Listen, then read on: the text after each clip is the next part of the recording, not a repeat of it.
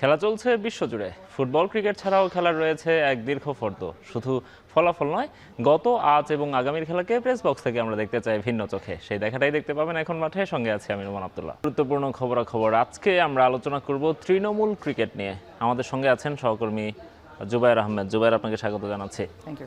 জুবায়ের, আমরা বাংলাদেশের ক্রিকেটে সবসময় যেটা দেখেছি যে বাংলাদেশের ক্রিকেটটা অনেকটাই জাতীয় দল কেন্দ্রিক।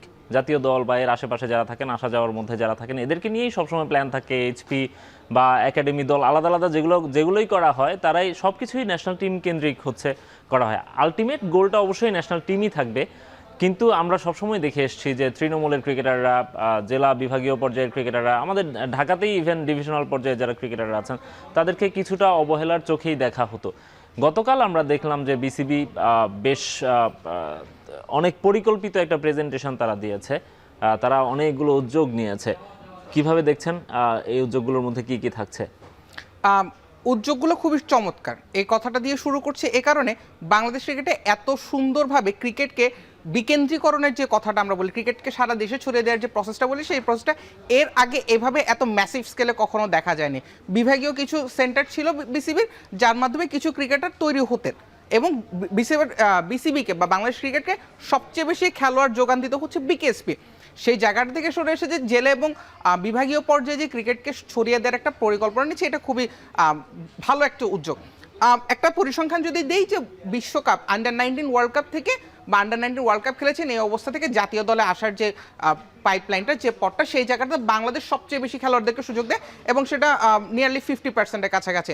বর্তমান জাতীয় দলটা পুরোপুরি 2020 সালে আমরা যে অনূর্ধ্ব-19 বিশ্বকাপটা জয় করেছিলাম সেই দলের। সুতরাং বয়সভিত্তিক ক্রিকেট মানেই জাতীয় দল, এই ধরনের একটা প্রবণতা বাংলাদেশের তৈরি হয়েছিল।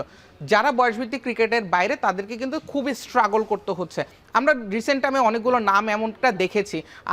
খুব রিসেন্ট যদি বলি, আব্দুল গাফর সাকলাইনের যে ব্যাপারটা ছিল, তিনি যেভাবে উঠে আসছেন, এই প্রসেসটা কিন্তু খুব কম। আমরা যখনই বিসিবির এইজ লেভেলের সিলেক্টর এহসান হকসিজনের সঙ্গে যখন কথা বলছিলেন, তখন তিনি আমাদেরকে একটা কথা বলছিলেন যে ক্লাব ক্রিকেটের যে কালচারটা 70-80-র দশকে কিংবা 90-এর দশকেও ছিল, সেই ক্লাব ক্রিকেটের কালচারটা একেবারে ভেঙে পড়েছে।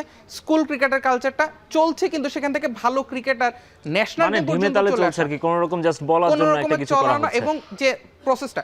সুতরাং যদি বিসিবির যে কাজটা করছে, 137টা উইকেট তৈরি করা, ক্রিকেটকে 11টা হাবে বিভক্ত করে ফেলা, লোকাল কোচদেরকে যথোপযুক্ত সম্মান দেয়া, এই যে প্রসেসগুলো ছিল, এবং সবচেয়ে বড় যে জিনিসটা ছিল যে বয়সের যে চুরির যে প্রবণতাটা বাংলাদেশ ক্রিকেটে, শুধু বাংলাদেশ ক্রিকেটে বললে ভুল হবে, উপমহাদেশের ক্রিকেটে আমরা যেটা দেখি, বয়স চুরির যে প্রবণতা, সেটা যখন ঠেকানোর প্রসেস যখন বিসিবি নিচ্ছে, সেই উদ্যোগটা যখন নিচ্ছে, তখন আলটিমেটলি দেশের ক্রিকেটকে একটা বড় লম্বা সময়ের জন্য, যেটা সুফল হতে আমরা 2-3 বছরে পাবো না, কিন্তু 10 থেকে 15 বছর পরে আমরা একটা পজিটিভ ইম্প্যাক্ট দেখা যাবে অবশ্যই। জুবায়ের, একটা গুরুত্বপূর্ণ ব্যাপার আমরা দেখেছি গতকালকের মিটিংয়ে ডিসকাশন হয়েছে, সেটি হচ্ছে যে বয়স ভিত্তিক পর্যায়ে যে বয়স জালিয়াতির ব্যাপারটা হয়, সেটাকে তারা অ্যাড্রেস করেছেন, এবং তারা বলছেন যে এই বিষয়টা নিয়ে তারা কঠোর হবেন।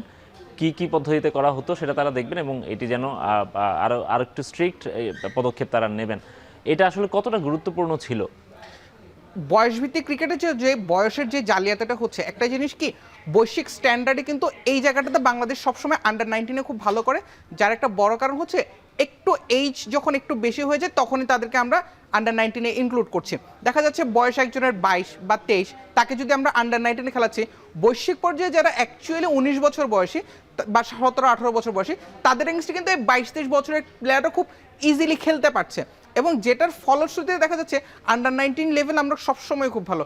আমাদের এশিয়া কাপ আছে, আমাদের বিশ্বকাপ আছে, সুতরাং আন্ডার-19। কিন্তু এই প্লেয়ারগুলো যখন বড় পর্যায়ে যাচ্ছে, তখন তুলনামূলক বেশি অভিজ্ঞতার কাছে এই জায়গাটায় অভিজ্ঞতার দিক থেকে একটা ঘাটতি হয়ে যাচ্ছে।